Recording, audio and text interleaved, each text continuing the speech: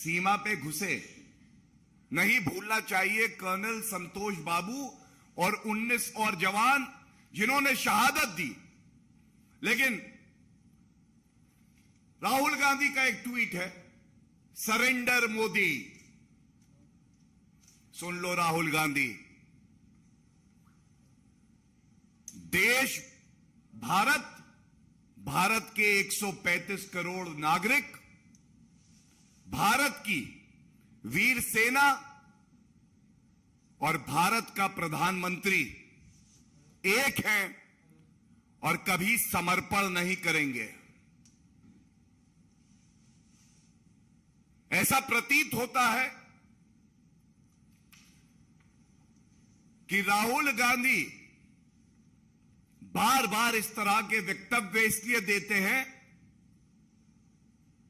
कि हमारी वीर सेना का मनोबल टूटे, भारत को नीचा दिखाने का प्रयास होता है। और ये उनका एक और ट्वीट है, वो कहते हैं गद्दारों ने भारत माता को चीरकर एक टुकड़ा चीन को दे दिया। तो जैसा मैंने बताया,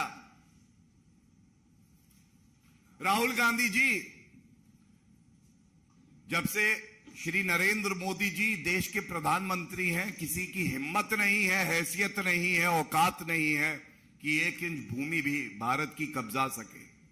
लेकिन एक पार्लियामेंट प्रोसीडिंग का हिस्सा जरूर लेके आया हूं, और क्योंकि मीडिया चौथा स्तंभ है, यह राहुल गांधी को दिखा के पूछना चाहिए। इसमें 21 नवंबर 2007 को एक प्रश्न पूछा गया कि भारत की जो भूमि है उस पे चीन का कब्जा है। तो ये कांग्रेस की सरकार थी और उन्होंने कहा 38,000 स्क्वायर किलोमीटर की जमीन ये कांग्रेस शासन में चीन ने कब्जाई, और इसके बाद 5,180 स्क्वायर किलोमीटर और 1963 में कब्जाई गई।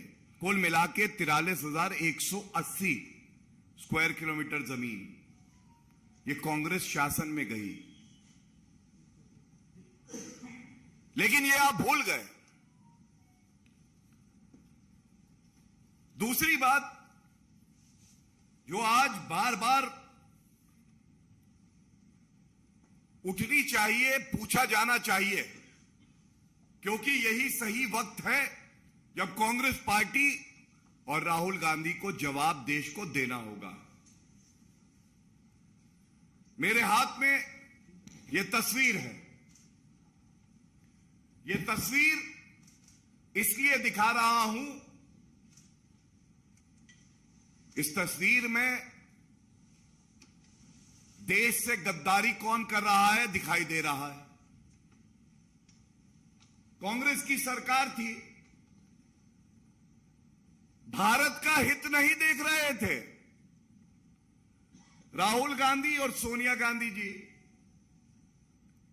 एक पार्टी टू पार्टी समझौता करते हैं, और आज ये एक चिंता का विषय है राष्ट्रीय सुरक्षा की दृष्टि से भी।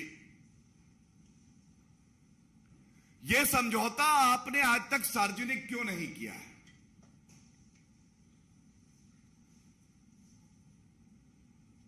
ऐसा प्रतीत होता है कि यह समझौता सार्वजनिक इसलिए नहीं हुआ है,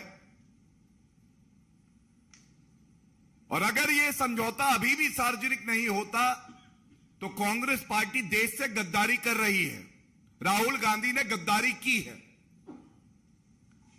और यह प्रतीत हो रहा है कि इस समझौते में यह स्पष्ट लिखा है, जब जब देश की सेना अपनी वीरता दिखाएगी तो उसका मनोबल तोड़ने का काम कांग्रेस पार्टी और उसके नेता करेंगे। हमारे देश के वीर सैनिक भारत माता की भूमि से बंधे हैं, और राहुल गांधी और गांधी परिवार और कांग्रेस पार्टी इस समझौते से बंधी है। और यह भी प्रतीत होता है कि इस समझौते में यह स्पष्ट होगा कि कांग्रेस पार्टी कभी चीन की निंदा नहीं करेगी।